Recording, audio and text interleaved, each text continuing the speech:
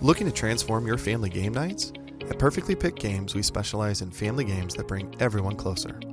Our games aren't just fun. Kids and teens will learn how to take turns, develop basic strategy skills, and understand the thrill of winning and grace of losing. With our exclusive gift of games, you can give months of gaming excitement to your family. Choose a 3-month or 6-month gift, and we'll deliver hand-picked family games to your doorstep every month. And here's the best part. Right now, you can use the promo code GOLDENMOJO and receive 20% off your selected plan. Don't miss out on this exclusive offer. Use promo code GOLDENMOJO and save 20% today at Perfectly Picked Games.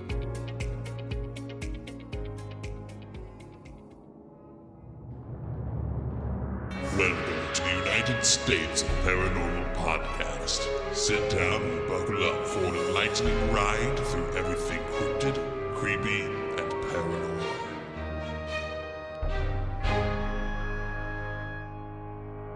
Hello, all of my paranormal freaks out there. It is Golden J, and I'm hanging out with the Rocker Chic and J-Dub. Welcome to the United States of Paranormal Podcast. Hello. We're happy you're here. We're happy you want to stay for the banter. But if you don't like it, there's going to be a timestamp in the show notes. So don't be afraid to jump ahead a little bit. Find it, jump ahead, do your thing. Just saying. Do it. Quit your bitching. We've been very fortunate to not really take on a lot of banter comments as of late. Most of them are like probably, a year old or so, but we do still think about it. We do enjoy doing the banter, and a lot of our loyal listeners who we speak with quite often love the banter. So we've been trying to reduce it a little bit, but still get you into some of that exciting shit that we do in the off recording time. Exciting. When is off recording time? I don't know. Never for you, I don't think. I did today, and Rocker Chick's not really excited with me, but I did get my new isolation booth in the mail. It came today. I'm excited about getting it out here. Listen, the first book is done, and the author loved it. He loved how we put it together. He loved the 3 voices, and so we're moving on with the second. But man, this studio, you don't realize how fucking loud the highway is, which is what, a half a mile over? Maybe not that much. Maybe not quite that far. But as we hit these summer months, you would think that all the greenage and the foliage and the vegetation would suck up some of that sound, but fuck no. It just makes it worse. So this isolation booth's going to come in great. When Jed did her first round, it was that time frame when it was really, really bad, and I had to do a lot of manipulation to get a lot of that sound out. And if I can have an isolation booth where I don't have to spend all that time, EQing, gating, and doing all the other stuff, yeah, I'd be thrilled. Just get a nice, clean recording. So I'm looking forward to it. The downside is that, and this is what Jen asked me when I told her I was getting it, is it going to be hot in there? I'm like, yeah, it's probably going to be hot in there. I'm going to be sweating by the time I'm done. I was already sweating. She was sweating the first go around, but hey, listen, the first book by Tom Lyons that we worked on has been accepted by Tom. We are now waiting for it to go through quality control and all that stuff that the Audible and ACX does. So we haven't heard. It's supposed to take like up to 10 days for them to get through it, which is fine. I'm already knee deep into the second book, so edit. Plus, I got a wedding to DJ this weekend. Nice. So that has been it's been interesting because you get these young couples who don't really know a lot about weddings, and they're always like, oh, we didn't know we need to do that or this. And you're like, yeah, unfortunately, we need this, that, and the other. And so I've got, after we're done recording tonight, I've got to record some stuff for this wedding I had this weekend because they finally got me all the information I needed. So, yeah, it's going to be a fun night. Just sitting out here recording stuff. Dun, dun, dun. That's what I do, people, because I love the listeners. Love them. We do. Love them. Yeah, absolutely. How about you guys? Anything exciting going on? We were talking about work and how it's wash, rinse, repeat at this point in our lives. We go in, we clock in, we do the same job. Jen's might be a little different. You might have a little bit different stuff every day. No. Just a look. No. A look of disgust. Same Doesn't matter. stupid shit, different day. People coming to me with emergencies that, well, you knew that you were getting low on supplies. Why didn't you order them 3 weeks ago? Right. Instead of, oh, I need this tomorrow. It's a 3-week lead time. You've ordered this before. This is not my emergency. But it is. Yeah. Somehow it Because becomes it's your somehow. problem. Because the patient is going to suffer if I don't do it. Right. Let me pull it out of my ass and give it. You got to wash that off first Yeah. before You you just send need it to out. save some for the back. You'd be like, oh, here. Right here you go. Have someone stand by right here. Listen, we used to have a storeroom like that where we had ample back supplies. I mean, now they kind of govern it so much that they don't want all that budget sitting in there, and so you can't do that. I mean, That's exactly what every place is doing. yeah, I understand that. Cutting back on inventory to save money. Yeah. Yeah, and if they're not cutting back on inventory, they're cutting it back on the people pulling the inventory. Yep. Yeah. Yep. I did. That's what I put in my survey. I put that in there. It's like, well, what would you suggest? And I said, I suggest you quit fucking laying people off. That's what I suggest. You need to keep people here to care for the patients and not overrun the few that you still have. Period. Yeah. And it's not just us, everybody. I'm not picking on us. This is everywhere.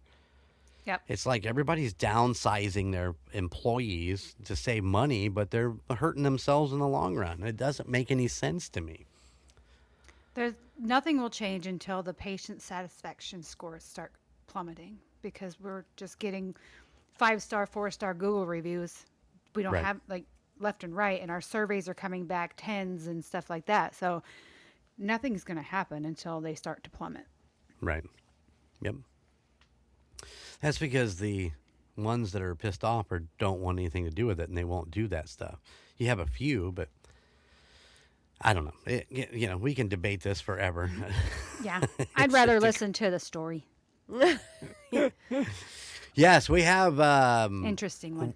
We have an interesting story today. Listen, guys, we've been doing this for 200 and how many? 76. This is our 276th episode. I believe that for 300, we'll do another live.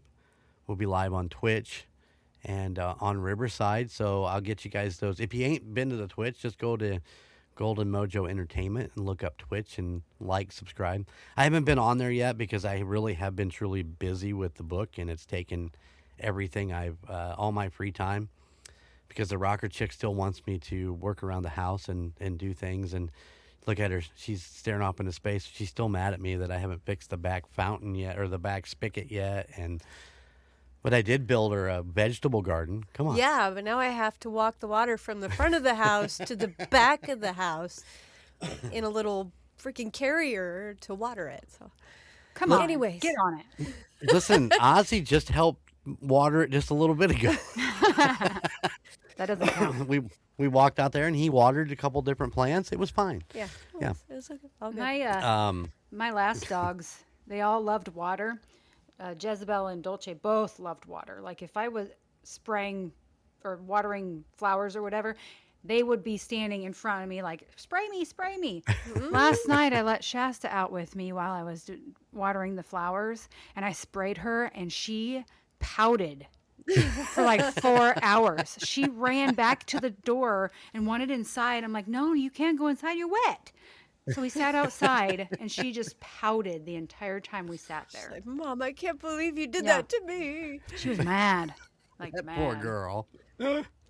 Yeah, Ozzy doesn't like it either. He doesn't like to be sprayed. He doesn't mind water, but yeah, he Well, doesn't. yeah, don't she takes spray him. baths just fine, but don't spray her. Right. Ozzy loves the leaf blower. If he hears that thing kick on, he will run over to where the Rocker Chick's at and stand there and be like, blow me, Yeah. blow me.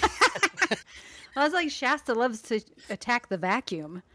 Right? My poor vacuum, the whole like front of it's all just teeth marks. And then she we try to put it away, and she grabs it and she picks it up and like, I'm gonna play with, I'm gonna kill it.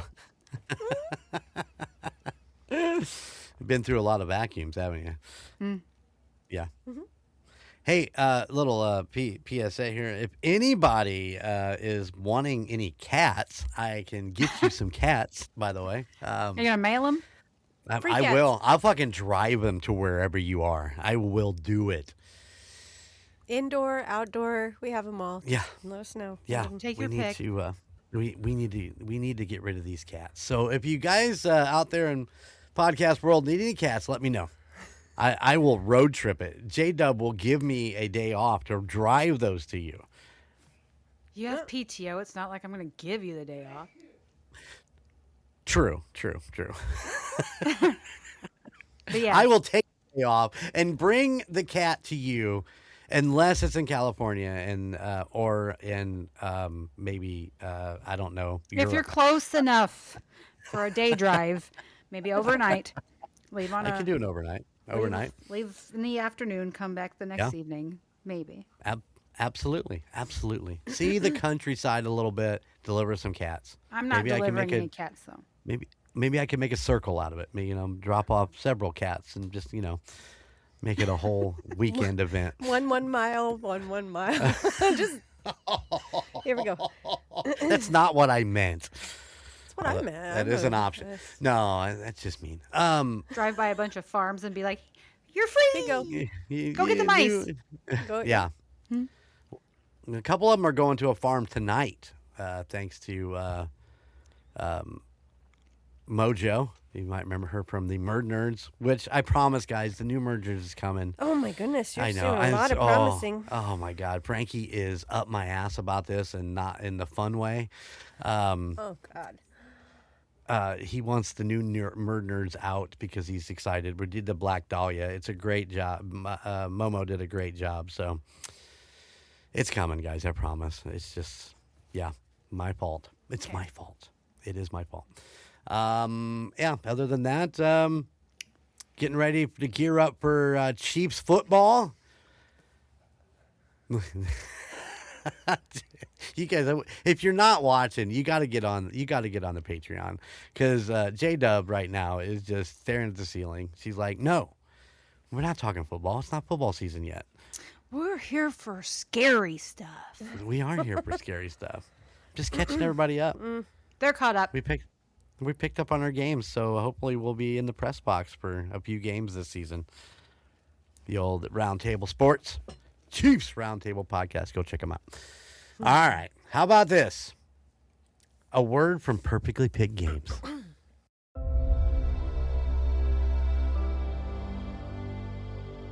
If you're always searching for the next big sale, whether it's a rare board game, a classic toy, or something brand new, Perfectly Picked Games is your destination. Our live auctions on the Whatnot app are packed with exclusive picks, competitive prices, and fast-paced fun. Tune in Tuesdays at 8:30 p.m. Eastern for board games and Fridays at 8:30 p.m. Eastern for toys. First time joining? Use code GOLDENMOJO for 10% off your first purchase.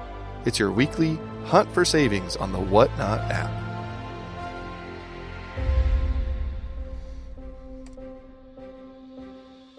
All right. That was Perfectly Picked Games. Go check them out on the Whatnot app or at their website, perfectlypickedgames.com. Do it. All right. Rocker Chick, are you ready? I'm ready. Are we ready? Mm-hmm. Okay. Take it away. All right. So before February of 1958, an ordinary suburban family. The Herman family lived in Seaford, Long Island, New York, in a typical post-war suburban ranch house. The family consisted of James Herman, the father, an Air Force employee, Marine veteran, and auxiliary police officer. Now, I don't want you to be confused, people, because the first time I read it, I thought it said seafood. Yeah, that's what I thought because you told me what she was doing, and I'm like, seafood? It's like a restaurant. It's Seaford. Seaford. Yeah. Ford. Seaford? Seaford. Yeah. Damn New Jersey. Anyway, it's not seafood. We have Lucille Herman, the mother, a former registered nurse. Lucille Herman, age 13, the daughter. And James Herman, Jr., age 12. I have a But question. they went by loose. Oh, sorry. Go ahead. So, men have junior, senior, blah, blah, blah. And women don't? I don't I understand. never really thought about it. Yeah, you're right. I mean, Because the mom and the daughter have the same name, and then the son, wasn't it junior? Yeah. yeah. So maybe it does. But I don't know. but if I remember correctly, she went by Lucy and he went by Jimmy, right? Yeah. Yeah. Okay. Yes, Well, yes. that was just. But no, yeah, you're right. I don't know that I've ever heard of a Rocker Chick Junior. I mean, Or Rocker Chick the third, the like, third, right? Oh man, that has possibilities. I'm just saying. Yeah. I don't know. It's a good thing to look up. Yeah. Anybody knows, let us know. The United States Paranormal at gmail.com. Yeah. Okay, so the family's life changed dramatically between February and March of 1958, when the reported disturbances occurred.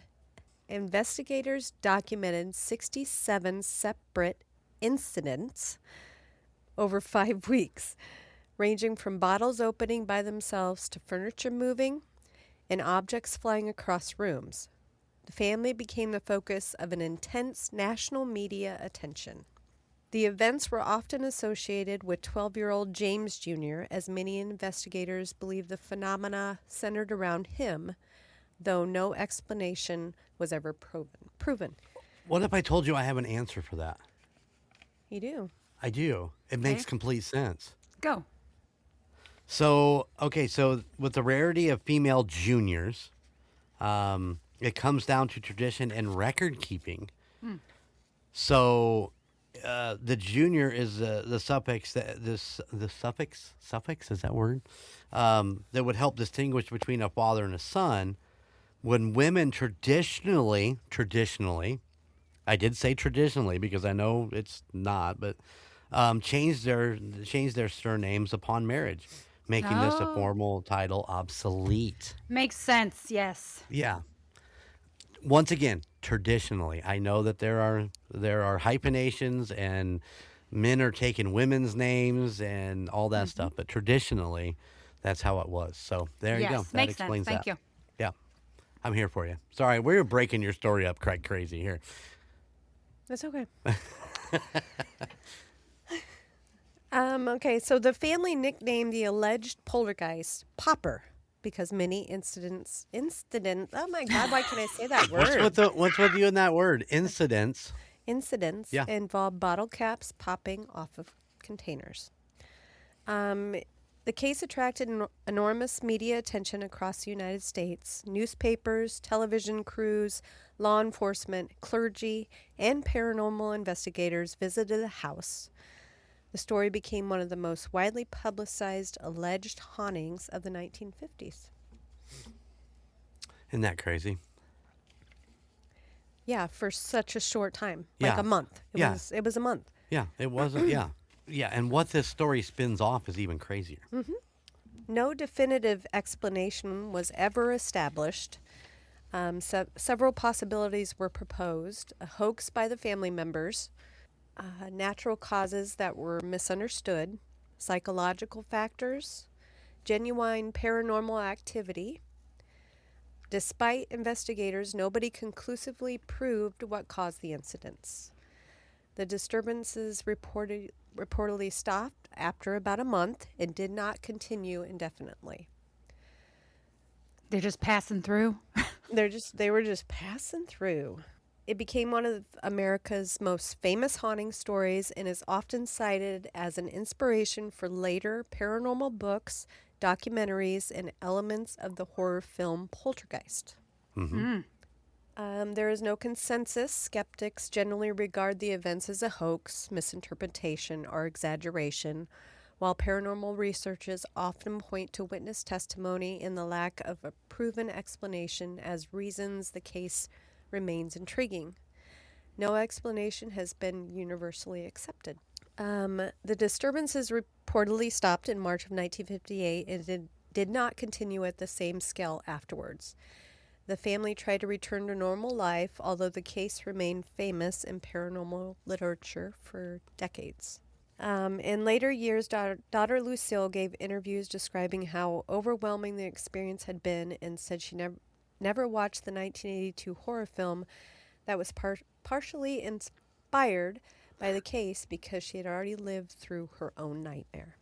Today, the Herman family is remembered primarily because of the Seaford Poltergeist, one of the most investigated and publicized alleged hauntings in American history. Whether the events were paranormal or a misunderstanding or a hoax remains unresolved. I have the timeline of the occurrences. Do we want to hear them? Yes. Absolutely, I want to hear him. Yes.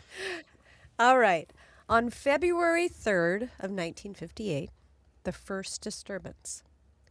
After the children returned home from school, strange events began. A ceramic doll and a model ship were found broken. A bottle of holy water was discovered uncapped and spilled. Over the next 45 minutes, bottles throughout the house reportedly popped open and spilled the contents. Household liquids, including bleach, starch, shampoo, and medicines, were involved. Bleach. Bleach is one of those that stick out. It's like, can you imagine you come home and there's a bottle of bleach dumped over, say, in the laundry room, whatever? That aroma would just fucking drive you nuts. Yeah. Oh, man. Son of a bitch, pick everything else, but no, just don't pick the bleach. They needed a fidget spinner. Those damn Something ghosts. else to do. See, fucking with the bottles. Just get a fidget spinner. Here, chew some gum. God damn it, do something else. At first, the family assumed there was a normal explanation, for the first time this happened. Let's see, February 5th through the 8th, the incidents continue. The bottle popping incidents repeated. James Herman initially suspected his son, James Jr., might be responsible. He watched the boy carefully, but the disturbances allegedly continued even when the family was monitoring him. And like I said before, the family began referring to the unseen force as Popper. Because he's popping bottles. Popping bottles. I'm gonna pop some tags. I got $20 in my pocket. Sorry, Bob. No, you're all right. On February 9th, police became involved. As incidences increased, Lucille Herman contacted the police. During one visit, an officer was present when sounds were heard elsewhere in the house, helping turn a family mystery into a public investigation. Listen, from what I heard, the police dived in deep on this too, didn't they? Did they think somebody was like living in the walls or something? See, that was my thought when I was reading this story. It's like, do we know somebody's not like sneaking around just, oh, here we go. But I'll let her continue. You get in depth in some of these? Yeah. Okay. So around February 13th through the 15th, the reported activity became more dramatic. Instead of only bottles opening, figurines allegedly moved, decorative objects flew through rooms, household items crashed into walls and furniture. Witnesses outside the immediate family reported seeing some of these incidences. On February 15th, visiting cousin Marie Murtha reported seeing a figurine wiggle and fly towards a television set while the children sat some distance away. On February 20th, That is a good good day. day. I was waiting for it. Yeah. Yes. Several highly publicized events occurred. According to police reports, an ink bottle lost its cap and flew off a table. A figurine later crossed a room and smashed into a desk while family members were gathered elsewhere in the house. These reports became some of the strongest evidence cited by believers because multiple witnesses claimed nobody was near the objects when they moved. In late February of 1958, the story spread across America. Reporters from major newspapers and magazines visited the house, including journalists from Newsday, the New York Times, and Time magazine. Some journalists stayed overnight and reported hearing crashes and disturbances themselves. Television crews also arrived, making the Herman case one of the first heavily televised paranormal investigations in the United States. Researchers connected with the parapsychology program at Duke University investigated. Among them were Joseph Pratt and William Roll. My goodness, I can't talk. They documented approximately 67 separate incidents over about 5 weeks. They believe the activity appeared to center around James Jr., a pattern common in many reported poltergeist cases. They follow the kids.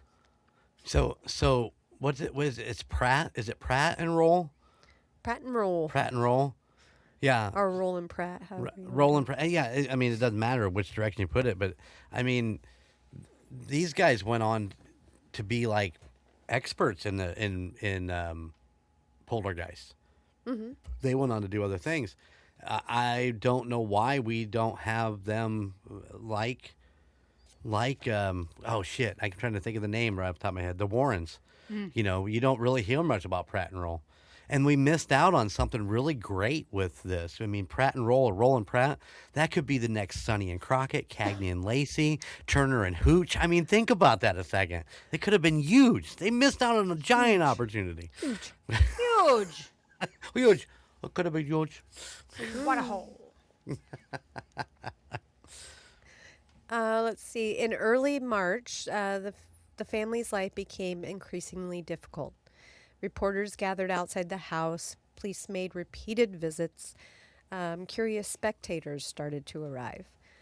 The family temporarily left the home several times, spending a total of 6 nights with friends and relatives. Despite leaving, reports of disturbances continued after they returned. On March 2nd, one of the most dramatic claims involved furniture. James Herman reported seeing a nightstand twist and fall in his son's room shortly after hearing a crash. Other reports described lamps, tables, dressers, and a bookcase being overturned or moved.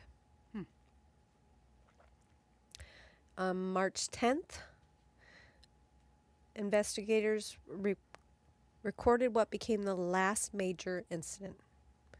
A bleach bottle in the basement reportedly lost its cap and moved after a loud popping sound was heard. No significant disturbances were recorded after. The popper phenomenon had lasted roughly 5 weeks. The family remained in their home. Investigators, skeptics, reporters, and paranormal enthusiasts continued debating the case, but no universally accepted explanation emerged. The Hermans themselves appeared eager to move on from the publicity and return to ordinary life. The Seaford case became one of the most famous American poltergeist stories. The 2 major interpretations emerged. Paranormal interpretation investigators such as Pratt and Roll argued that some events could not be explained by fraud and may have involved psychokinesis. That's mine bullets. Like Carrie. Yeah. The skeptical interpretation, later investigators, including skeptic Joe Nickel, argued that the evidence pointed to tricks or misinterpretation, particularly involving James Jr. Regardless of which explanation is correct, the Herman family's 5-week ordeal became a landmark case in paranormal history and is still discussed nearly 70 years later.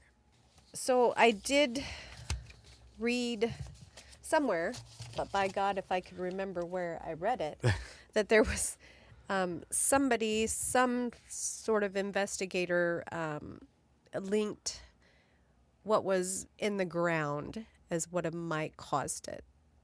Like there's water running underneath, like underground rivers or whatever, and they cross in that section, and said that might be one of the reasons why, that happened. But is there something about limestone down there too, or no? I don't remember. It was, like I said, I read it at some point and then totally lost it. Yeah, no, that's fine. That's perfect.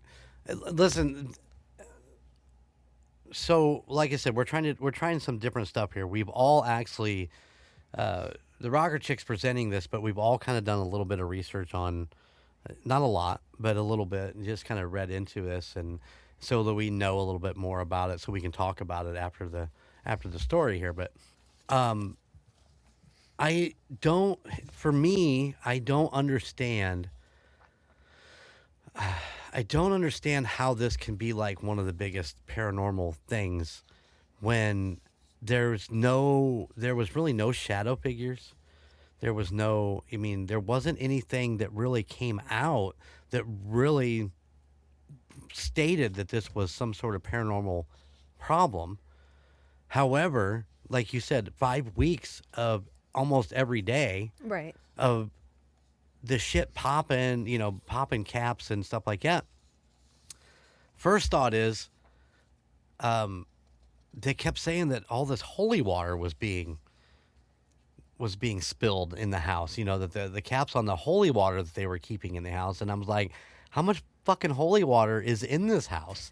You know what I'm saying? I'm like, they just have vials and vials of holy water just laying around. Well, maybe once the hauntings started, they were like, "Oh shit, we need holy water." That could be.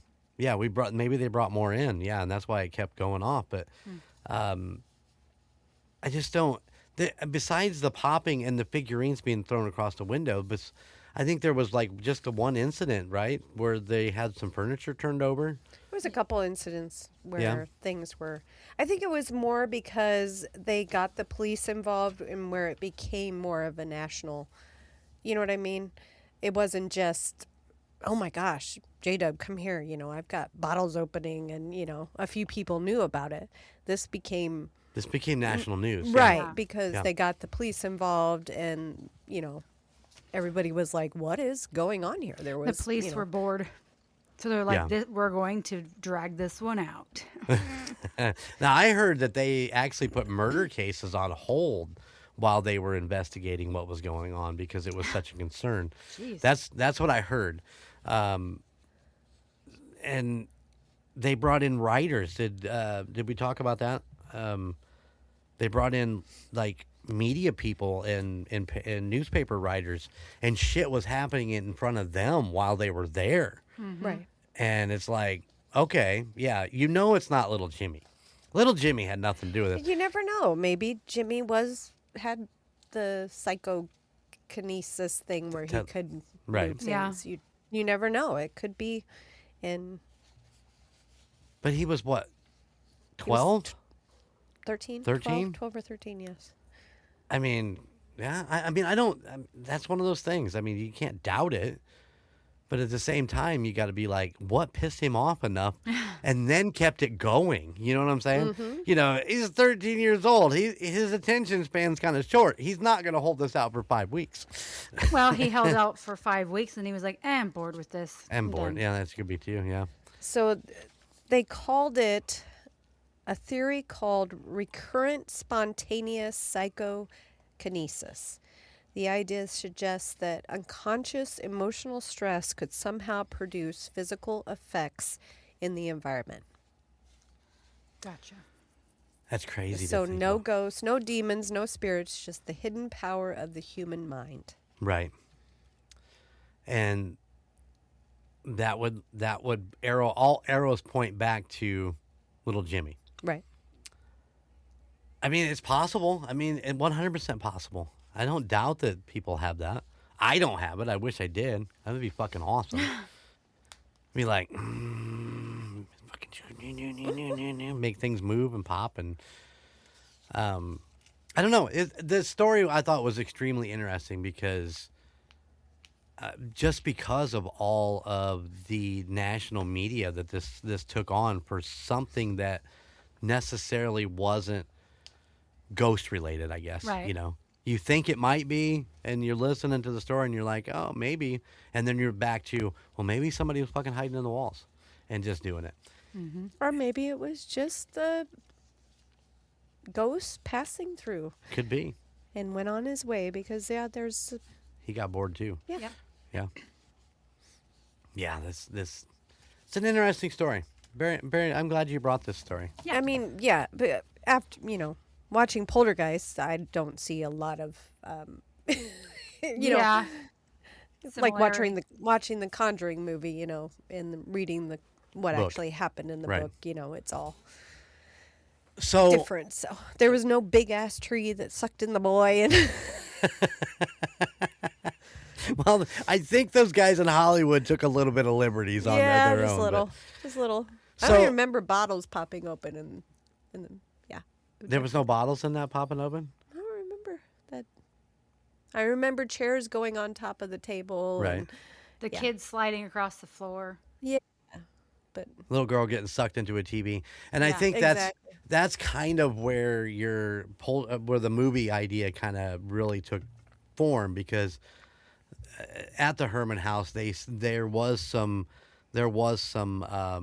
voices and stuff coming through a static TV or whatever is from my understanding too. There were a few things going on besides the bottles popping that might have led to Spielberg taking that portion of it and turning it into the movie Poltergeist.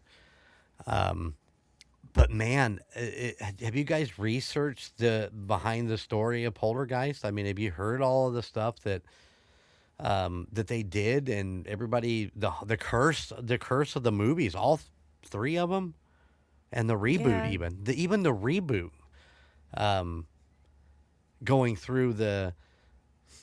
It's funny because I'm assuming that everything was going up fine until they did that swimming pool scene, and I think they shot that early on.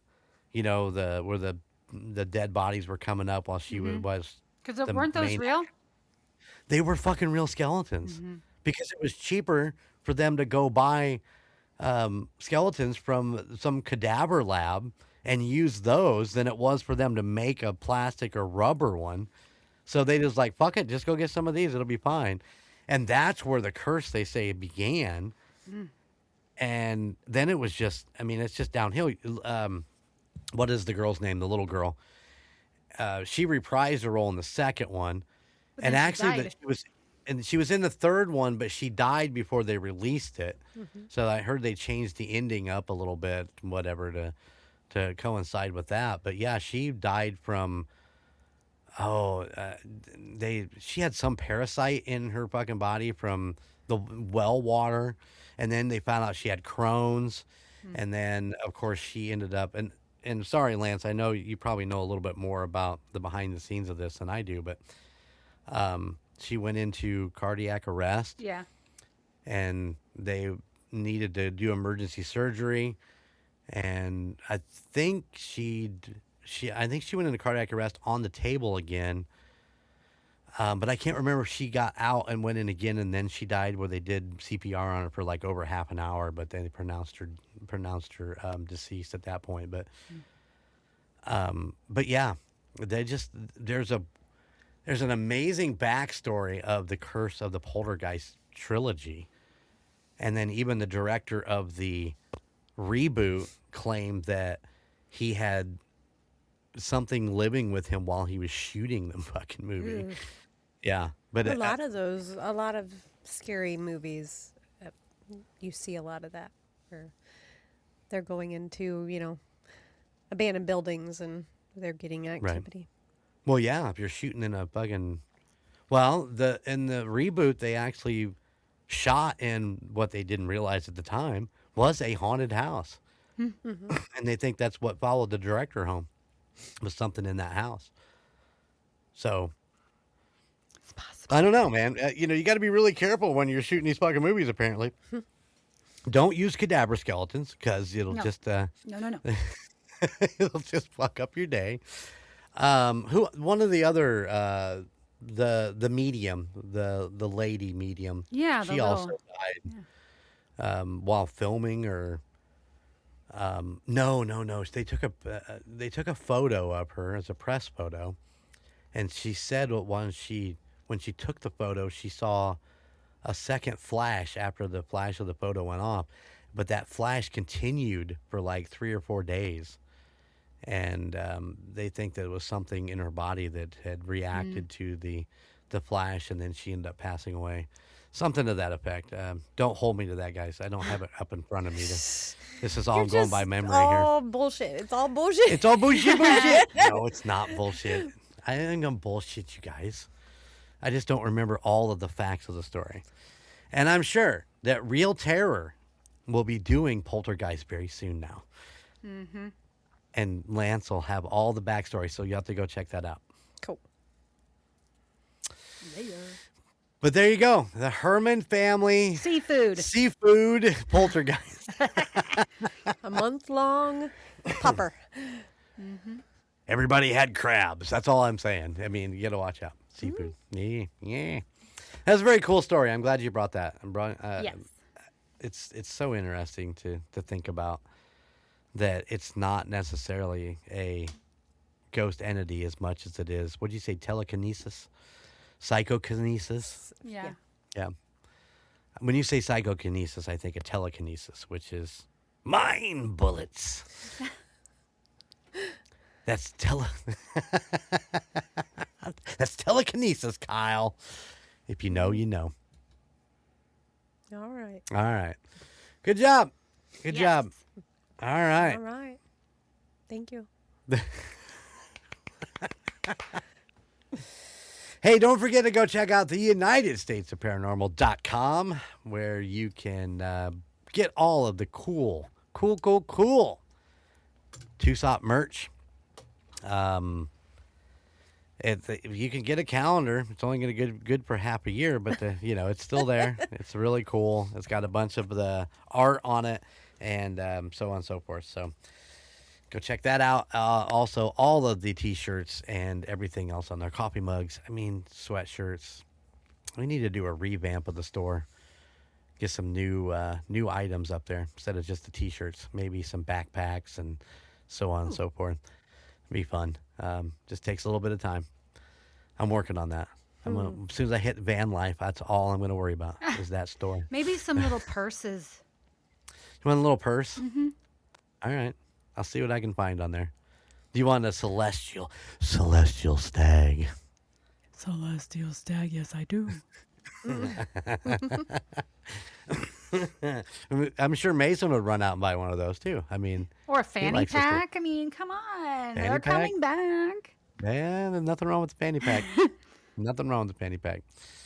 All right, we'll get on there and see what we can get some new stuff made up.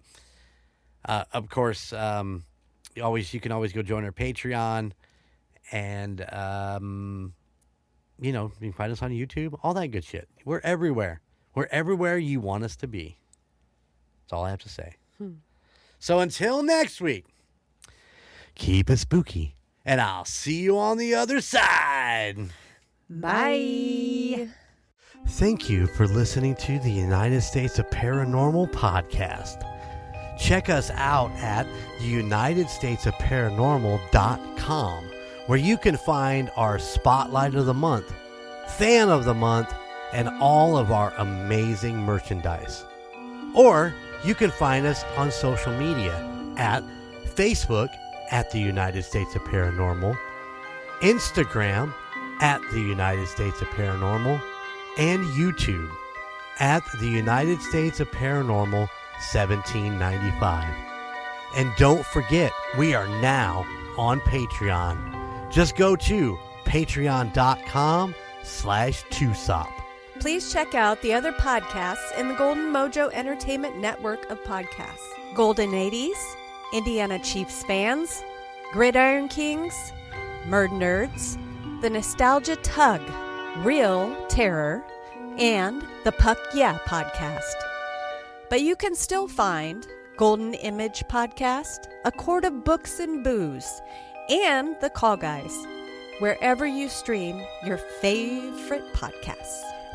And if you have a location or a story that you would like for us to check into, please email us at the United States of Paranormal @gmail.com. Please like, rate, and subscribe wherever you listen. Thank you for all of your support. Bye.